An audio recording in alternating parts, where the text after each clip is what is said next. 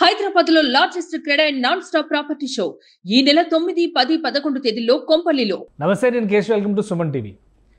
Greater Visakha municipal corporation standing committee ఎన్నికలు కూటమికి మొత్తానికి 100% కూటమికి అనుకూలంగా వచ్చాయి. ఈ ఫలితాలు రాబోయేటువంటి ఫలితాలకు కూడా సూచికగా కూటమి నేతలు చెబుతున్నారు. అసలు ఏం జరిగింది? మరోవైపు విపక్ష నేత జగన్మోహన్ రెడ్డి అధర్మ యుద్ధం చేస్తున్నారు చంద్రబాబు అనేటువంటి విమర్శ చేశారు. ఇందులో వాస్తవం ఎంత? ఈ అంశాలను విశ్లేషించేటువంటి ప్రయత్నం చేద్దాం. మనతో పాటు పొలిటికల్ అనలిస్ట్ చంద్ర శ్రీనివాస్ గారు. చంద్ర శ్రీనివాస్ గారు, నమస్కారం. నమస్కారం కేశవ్ గారు. చంద్ర శ్రీనివాస్ గారు, జీవీఎంసీ ఎలక్షన్కి సంబంధించి స్టాండింగ్ కమిటీ, ఎందుకంటే ఇది ఒక బిగినింగ్. ఇక్కడ నుంచి నెక్స్ట్ స్థానిక సంస్థల కోటాలో ఎమ్మెల్సీ ఎన్నికలు కూడా జరుగుతాయి. జీవీఎంసీ ఎలక్షన్స్ స్టాండింగ్ కమిటీలో క్లీన్ స్వీప్ కూటమి చేయడాన్ని ఏ విధంగా చూడాలి? అదే 100% స్ట్రైక్ రేటు ఏదైతే చెప్పాడు వంశీకృష్ణ యాదవ్ తెర వెనకుండా ఎంత యంత్రాంగం నడిపినట్టే ఉంది. జనసేన పార్టీ 21-21 2-2 ఎట్లయితే 100% స్ట్రైక్ రేట్ వచ్చిందో చెప్పి చేశారు. అది పవన్ కళ్యాణ్ గారు ఆ రోజు చెప్పాడు. ఈ రోజు సేమ్ వాళ్ళు ఊహించిన విధంగా 11-11 రావటం. అందులో వైసీపీ వాళ్ళు సాక్షాత్ గంటా శ్రీనివాస్ గారు ఏం చెప్పారు? జగన్ ని కలిసిన వాళ్ళు కూడా మాకే ఓటేశారు అన్నారు కూటమికి. అంటే వాళ్ళ వ్యూహం ఎంత ఇదిగో, మీరు ఓకే అంటే మొత్తం వైసీపీని కంప్లీట్ గా మనం తీసుకొస్తామని చెప్పి ఒకవైపు వంశీకృష్ణారావు అంటున్నాడు. తనకున్న అపారమైన అనుభవం గంటా శ్రీనివాస్ తెలుగుదేశం నుంచి వెనకున్నాడు. పవన్ కళ్యాణ్ గారు ఇక ఫ్రీ హ్యాండ్ ఇచ్చారు విశాఖ అక్కడ ఉన్న నాయకులకి. కాబట్టి 11-11 ఒక రకంగా జగన్ గారు అసలుకే చాలా ఓడిపోయారని ఇదితో ప్రధాన ప్రతిపక్ష హోదా కూడా లేదన్న బాధతో ఉన్న ఆయనకి ఇది ఒక రకంగా ఇంకొక నెత్తిన కుంపట్లాగా. విశాఖపట్నం అంత ఇది ఉండి కూడా అంత మార్జిన్ నుండి దాదాపు 60 మంది ఒకప్పుడు గెలిచిన వాళ్ళు ఇప్పుడు మ్యాజిక్ ఫిగర్ 49 కూడా లేకుండా 45 ఉంటాం. ఇక దీంట్లో 11-11 అవకాశం ఉండి కూడా కూటమి వెళ్ళటం అనేది చంద్రబాబు నాయుడు గారు పవన్ కళ్యాణ్ వ్యూహం దెబ్బకి జగన్మోహన్ రెడ్డి గారు విలువెల్లాడుతున్నారని అనుకోవాలండి కేశవ్ గారు. అంటే ఉత్తరాంధ్రలో ఇప్పుడు 3 జిల్లాల్లో ప్రధానంగా Srikakulam, Vizianagaram clean sweep last ఎలక్షన్స్లో, కాబట్టి అక్కడ పెద్ద హోప్స్ లేవు. కానీ ఉత్తరాంధ్రలో పరిధిలో వచ్చేటువంటి 2 సీట్లు ఉమ్మడి విశాఖ జిల్లా పరిధిలోనే. అరకు, పాడేరు ఎమ్మెల్యే సీట్లు గెలిచారు, అరకు ఎంపీ సీటు గెలిచారు. అంటే వైసీపీ కాస్తో కోస్తో ఉంది అనుకుంటుంది ఉమ్మడి విశాఖ జిల్లాలోని. అలాంటి చోట్ల ఇప్పుడు జీవీఎంసీ స్వీప్ చేయడం, రేపు స్థానిక సంస్థలకి సంబంధించి ఎమ్మెల్సీ కోటా ఎలక్షన్స్ జరుగుతున్నాయి.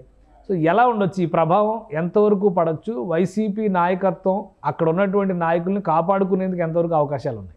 నాయకత్వం కాపాడుకోవాలని ఉన్న సుబ్బారెడ్డి గారు అక్కడ ఉత్తరాంధ్ర బాధ్యతలు తీసుకున్న, గతంలో విజయసాయి రెడ్డి తీసుకున్న, ఈ మధ్య వచ్చిన ఆ పార్టీ మీద ఎడ్యుకేషన్స్ దాదాపు 125 ప్లేసులు, చివరికి సర్క్యూట్ హౌస్, కమిషనర్ ఆఫీసులు సహా ప్రకృతి రమణీయత మారిపోయిన విశాఖపట్నంలో ఆస్తులు, ప్రభుత్వ ఆస్తులన్నీ కూడా 25,000 కోట్లు తనఖా పెట్టారనేది ప్రజల్లోకి నాటుకుపోయింది విశాఖ ప్రజలు. రెండోది, ప్రకృతి రమణీయత ఋషికొండల్ని కరిగించి 500 కోట్ల ప్యాలెస్ అనేది చూసాం. 3 ప్రేమ సమాజంతో పాటు దశపల్ల ల్యాండ్స్ విషయంలో చాలా వివాదాలు, అశాంతికి గురి చేసింది యాక్చువల్ వైసీపీ పార్టీ. ఒకవైపు విజయసాయి రెడ్డి మీద గారి ఎడ్యుకేషన్. మరి ఇంతమంది మేధావుల ఉత్తరాంధ్ర తీసుకుంటే ఇక్కడ జగన్మోహన్ రెడ్డి గారు చరిష్మా వల్ల అరకు ఎంపీ గెలిచిందా అంటే లేదు. అక్కడ వాళ్ళు ఎస్టీ వాళ్ళకున్న సామాజిక సమీకరణ రీత్యా జగన్మోహన్ రెడ్డి గారు వస్తే చేస్తారన్న ఉద్దేశంతో వాళ్ళంతా ఏకమై మళ్ళా గెలిపించుకున్నారు తప్పితే అక్కడ ఉన్న చరిష్మా రీత్యా వ్యక్తిగతంగా చేశారు తప్పితే జగన్మోహన్ రెడ్డి గారు కాదు. మిగతా కూడా కూడా వాళ్ళ యొక్క ఎస్టీ సమాజ వర్గంలో భాగంగా గెలిచింది తప్పితే జగన్మోహన్ రెడ్డి గారు చరిష్మా ఇక్కడ పనిచేయడం. ఇక్కడ ఏంటంటే వాళ్ళు ఇండివిడువాలిటీ పనిచేసింది. ఇకపోతే మీరు ఏదేమనుకున్నారంటే ఇక్కడ ఆ నాయకత్వం ఏదైతే సుబ్బారెడ్డి గారు చెప్పినా, చంద్రబాబు నాయుడు గారు మా వాళ్ళని మభ్యపెట్టి తీసుకెళ్తున్నారన్నా, వాళ్ళు ఏమో చిన్నపిల్లలే కాదు, ఎమ్మెల్యేలు, మెచ్యూర్డ్ పీపుల్ ప్రజల్లో ఉన్నారు, ఎంపీలు. వాళ్ళకి ఆ పార్టీ మీద డెడికేషన్ ఉంటే, జగన్మోహన్ రెడ్డి గారి నాయకత్వం మీద నమ్మకం ఉంటే డెఫినెట్ గా నడుస్తారు. కానీ ఇప్పుడు 11-11 వాళ్ళ సీట్లో కూడా వాళ్ళ జగన్మోహన్ రెడ్డి గారు కలిసిన వాళ్ళు కూడా ఎగనెస్ట్ గా ఓటేశారంటే ఆయన నాయకత్వం మీద ఎంత అప్రమకం ఉందో కేడర్లో మనకు అర్థమవుతుంది. కానీ ఒక విషయం, ఇప్పుడు అక్కడ ఉన్నటువంటి పరిస్థితులన్నింటినీ పక్కన పెడితే ఎమ్మెల్సీ అభ్యర్థి విషయంలో స్థానిక సంస్థలో ఒక జీవీఎంసీనే ఉండదు, ఇంకా మున్సిపాలిటీలు, ఇతర మున్సిపల్ కార్పొరేషన్స్ ఆ పరిధిలో ఉంటే అవి ఉంటాయి. జడ్పీటీసీలు, ఎంపీటీసీలు, ఎంపీలు, ఎమ్మెల్యేలు వీళ్ళందరి ఎక్స్ అఫిషియో ఓటింగ్ కూడా కౌంట్ అవుతుంది. ఎమ్మెల్సీ ఎలక్షన్స్ పైన దీని ప్రభావం చూపిస్తుందా? నిజంగానే గెలవడానికి అవకాశం ఉంటుందా కూటమి నాయకత్వం, అక్కడి కూటమి అభ్యర్థి? డెఫినెట్ గా అండి అవకాశం ఎందుకు ఉంటుంది. ఇప్పుడు వాళ్ళ పరిధిలో వాళ్ళ అడ్డాలోనే 11 ఒకటి కూడా లేకుండా 100% స్ట్రైక్ రేట్ వచ్చిందంటే మొదటిసారిగా చాలా కాలం తర్వాత జెండా పాతారండి కూటమి. ఆనంద బాష్పాలు ఒక్కొక్కరు స్వీట్లు పంచుకుని మనం చూసాం.